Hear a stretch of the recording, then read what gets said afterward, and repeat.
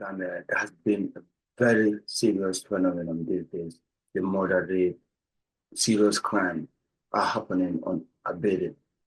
The state of killing or murder is unprecedented in the history of the Gambia. Well, incidents of murder or serious crime have now become a daily routine in the Gambia. Hardly a day passes without hearing an incident of either stabbing, killing, serious violence in society. Let's talk about the lack of security in the Gambia. Security is not a privilege, it's a right.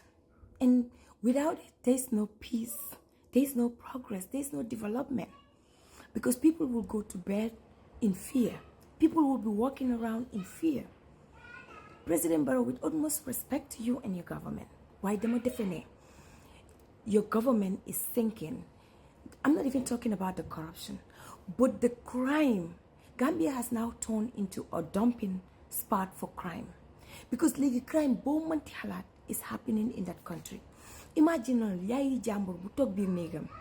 Ñu fekk ko fa ray ko. Koku gennul demul fen. Negam la nek ñu ray ko.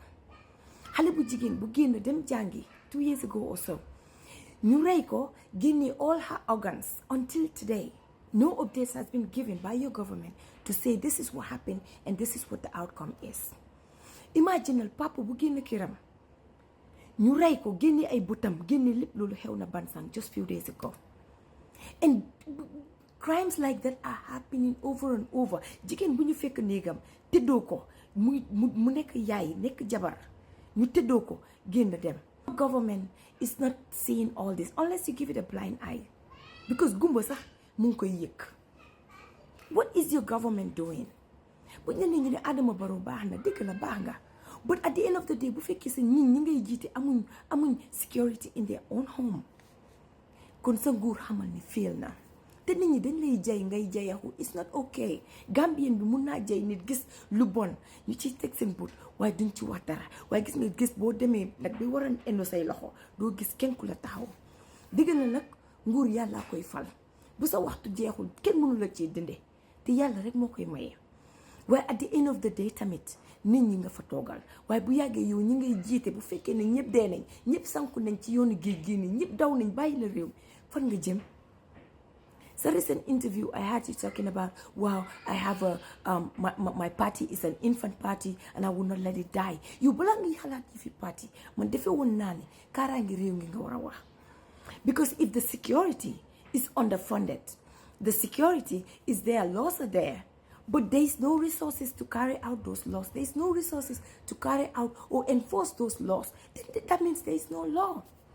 And it's very sad for a government that is small as Gambia, or like a country that is as small as Gambia, and we are living in this such population be bari wut.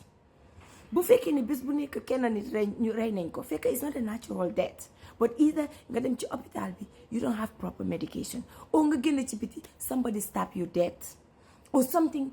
It's just too much within this short period of your government, and then you're seeking another town, which I have no problem with. It's your right. But I think you should address the burning issues that are happening right now, because your citizens are not feeling safe. They're not feeling secure. Or you giving this a blind eye. Or we are government advisors. Because it's not good for your reputation. It's not good for the history of your presidency. And it's about time for you to act now. I'm not saying be a dictator, but try to focus on departments you're having. They're sensitive departments, and it's weakening your government in a way. History will talk about you, and not in a good way, but in a very, very bad way. If what is happening. Well, this is all what we have for you about briefing in the Gambia about the latest trends. Thank you for watching, and we will be back with more as soon as possible. I'm Ibrahim Balde.